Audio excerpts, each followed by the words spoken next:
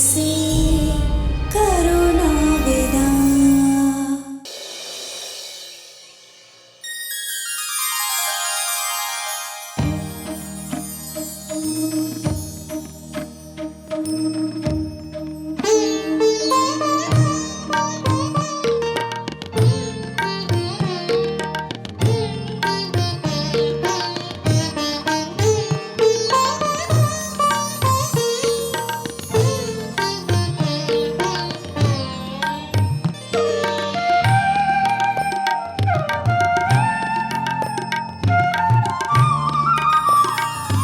भवानीगढ़ वासियों, आप सबका राजमहल में आदर सत्कार है।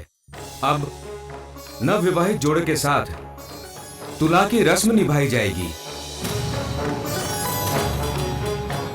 सबसे पहले वर को तोला जाएगा। मैं कुंवर जी से निवेदन करता हूं कि वो इस रस्म के लिए यहां पधारें।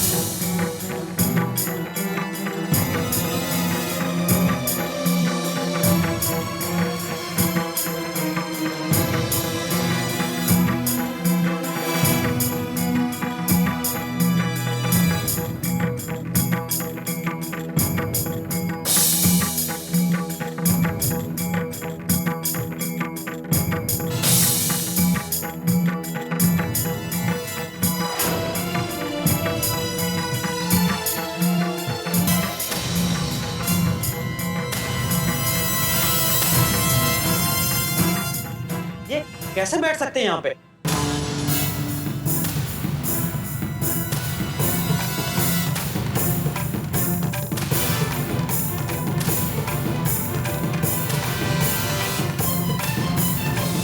पहले ही कुछ कम किया है इसने, जो अब मौरी का जीवन और बिगाड़ने चला है।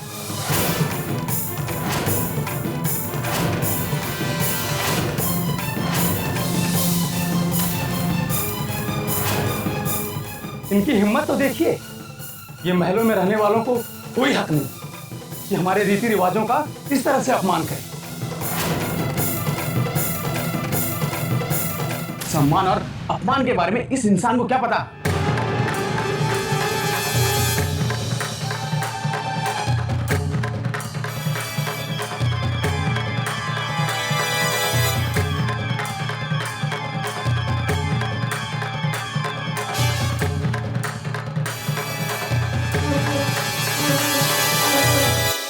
भवानीगढ़ वासियों,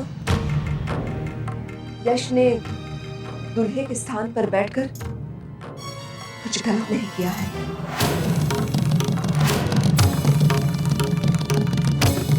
रेवा की शादी यश से ही हुई है, यश से ही हुई है, यश से ही। यश ही रेवा का पति। रानी माँ ये क्या कह रही है? रेवा की शादी इससे हुई है?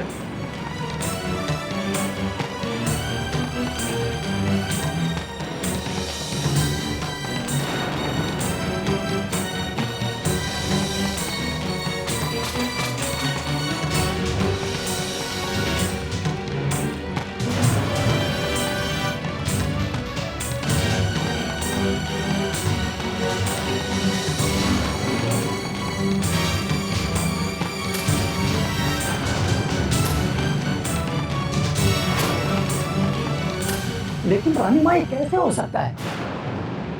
ये तो सरासर धोखा है। रानी माँ, आपने ये कैसे होने दिया? आपको रेवा पे जरा भी दया नहीं आई? अपनी शक्ति का और कितना अनुचित फायदा उठाएंगी आप?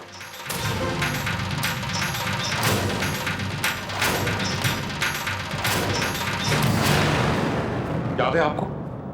आपने पंचायत में सबके सामने रेवा के परिवार से वादा किया था कि आप रेवा का विवाह आर्य कुंवर के साथ करेंगी, और अब इसके साथ विवाह करा के आपने हम सबके साथ साथ रेवा के परिवार को भी धोखा दिया है। हम चुप नहीं रहेंगे, ये अन्याय है, हम ऐसा नहीं होने देंगे। नहीं होने देंगे। ऐसा नहीं होने देंगे, ये अन्याय है।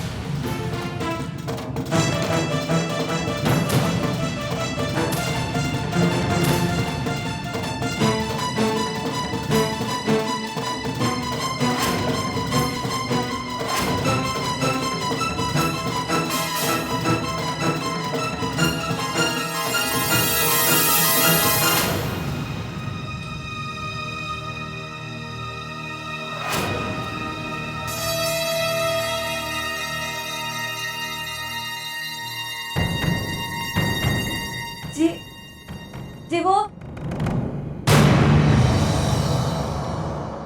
जी कोई धोखा नहीं दिया था हमको।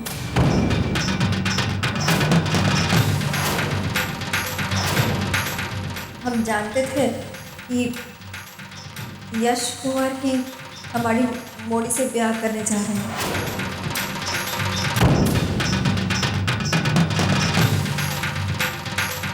आपकी भौजी, ये आप क्या कह रही हैं? आपको याद नहीं? आपने पंचायत के सामने कहा था कि आप रेवा का विवाह यशवर्धन के साथ नहीं होने देंगी। फिर कैसे कर लिया आपने इतना बड़ा फैसला? जी बहुत सोच समझ कर ये निर्णय लिया हमने।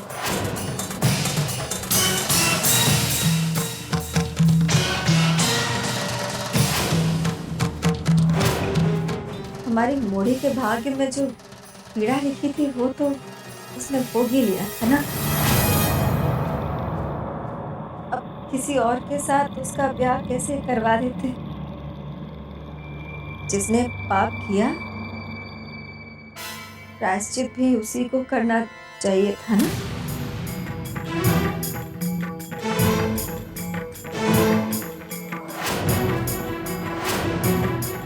और रानी माँ ने इतना बड़ा दिल रखकर जब हमारी मोड़ी को बहू स्वीकार कर लिया तो बात को आगे बढ़ाने का मतलब नहीं था। आपने मोड़ी की रजामंदी ली है नहीं?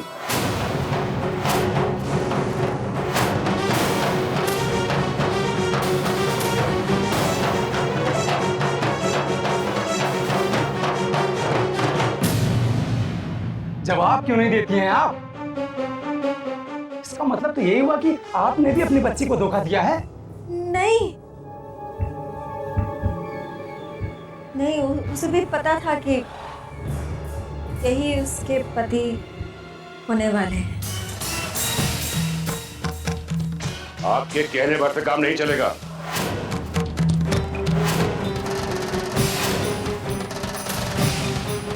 बॉडी को यहां बुलाइए, हमारे सामने।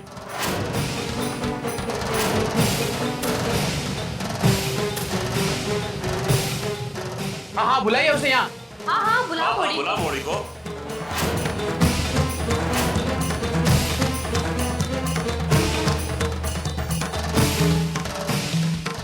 भैया हमें तो अब लग रहा है कि कुछ नहीं बताया गया था उसे।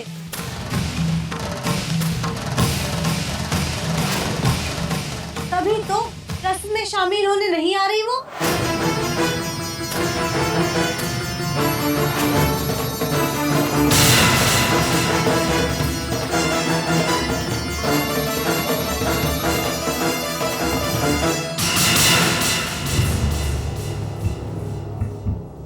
हम जाएंगे। वो आप सबके सामने जरूर आएंगी। हम लेके आएंगे उसे।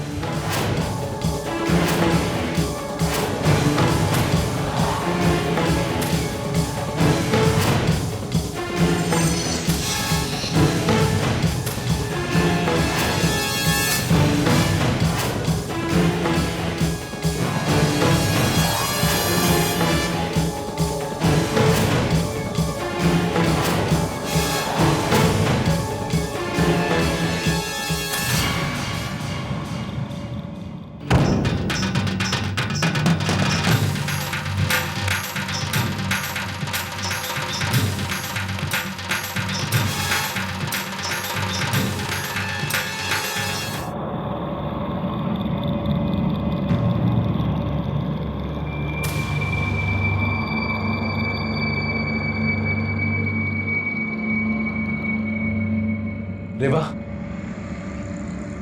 रेवा आप आई नहीं। नीचे बहुत हंगामा हो रहा है। हमने आपसे विनती भी की थी कि इस रस्म में शामिल हो, लेकिन आप फिर भी।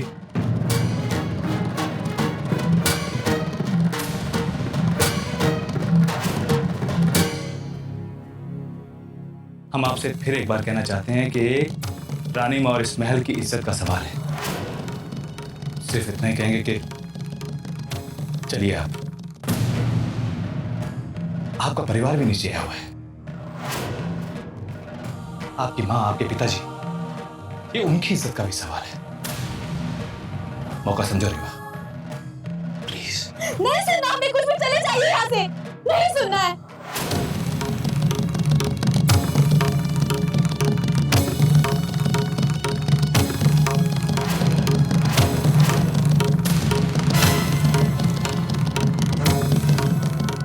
आपको इस तरह समझाना ही होगा।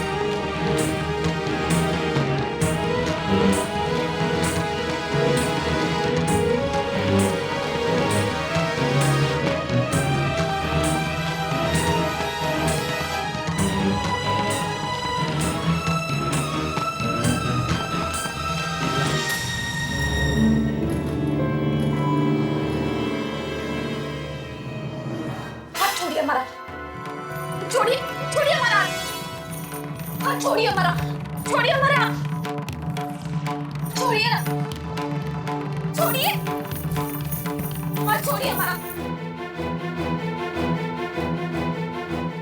देखो, नीचे देखो।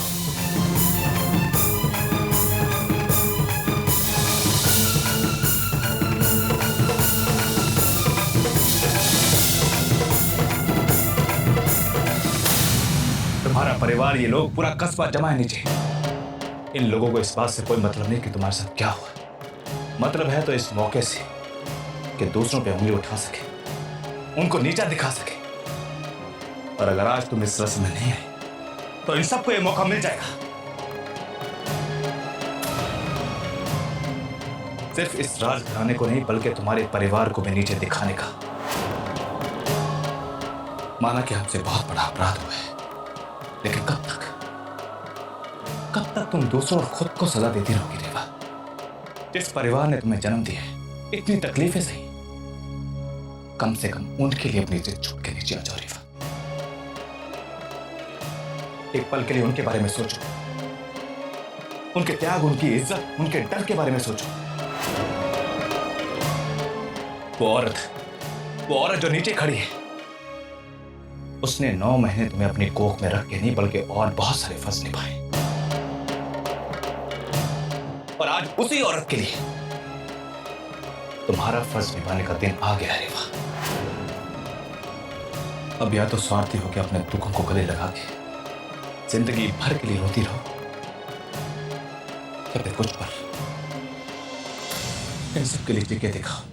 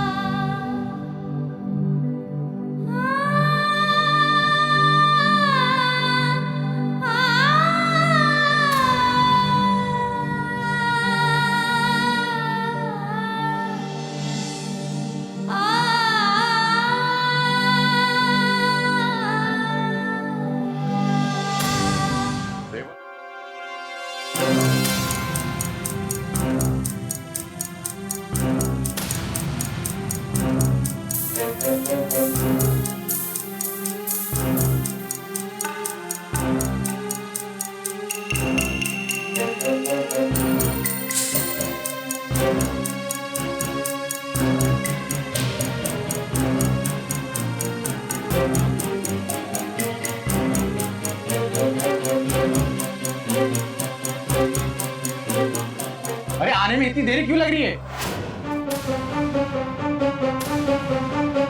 मुझे तो कुछ ठीक नहीं लग रहा भैया। मोड़ी की मर्जी नहीं है ब्याह में। अभी तो नीचे नहीं आ रही वो।